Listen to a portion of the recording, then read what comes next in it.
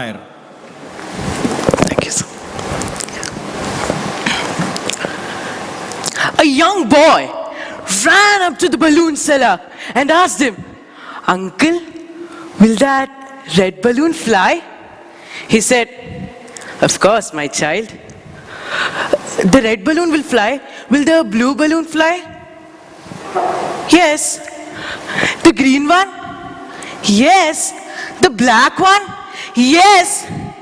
Now, frustrated by this child's questions, the balloon seller said, "My dear child, whether the balloon will fly or not does not depend on its color. It depends on what is inside it, the gas."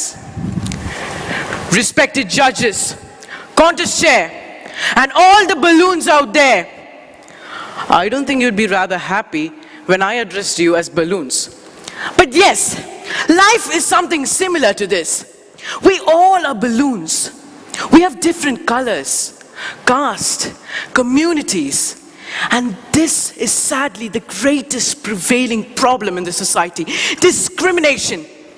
People being divided on the basis of this. I always tell this, that no one looks as beautiful as their WhatsApp profile picture, and no one looks as ugly as their Aadhaar card picture. Let me give you a situation.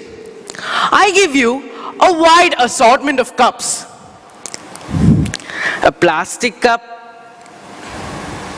a fancy glass cup, a stainless steel cup, a silver cup.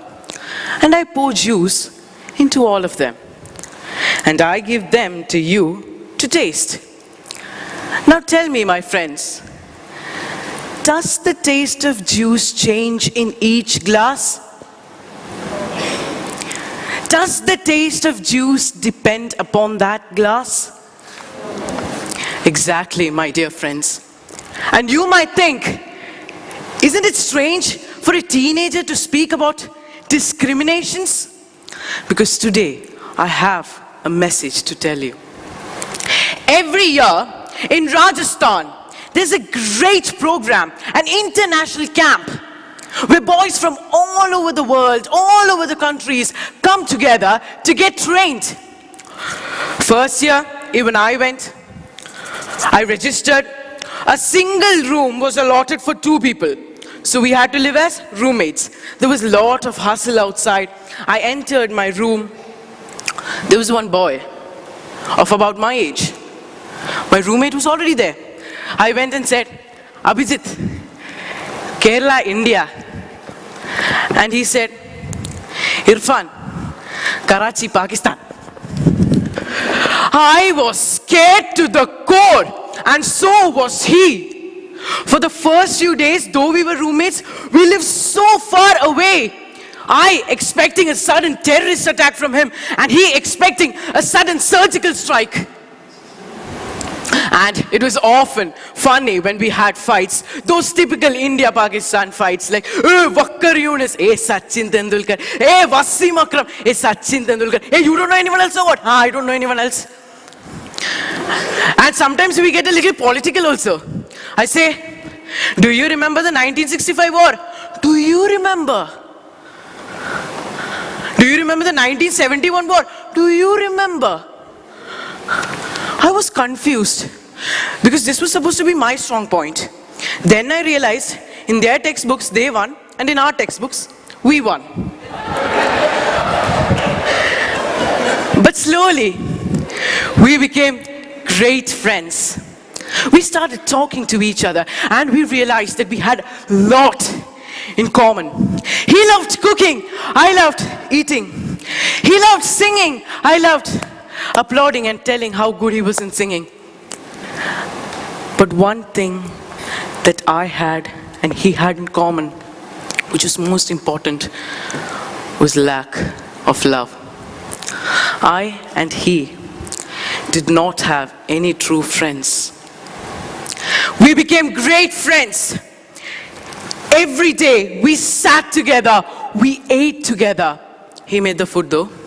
Every campfire we sat together, we sang together. Every night we slept together. During every competition and games and tasks to be completed, we stood together as a team. And one day what happened shocked me to the core. He's waking me from my sleep, and I get up and he says, this struck me right here. He hugged me and embraced me and said, Eid Mubarak, my friend. May I be the first one to wish you.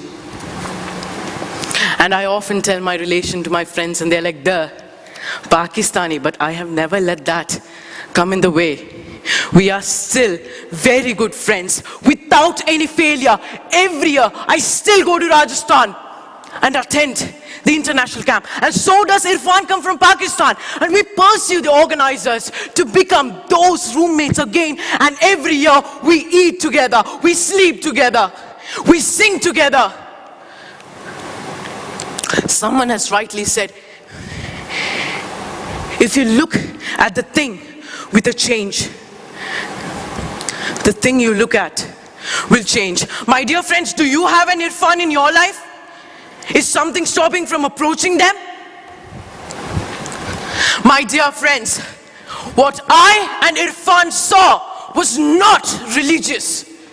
What I and Irfan saw was not nationality. What I and Irfan saw was not a community barrier.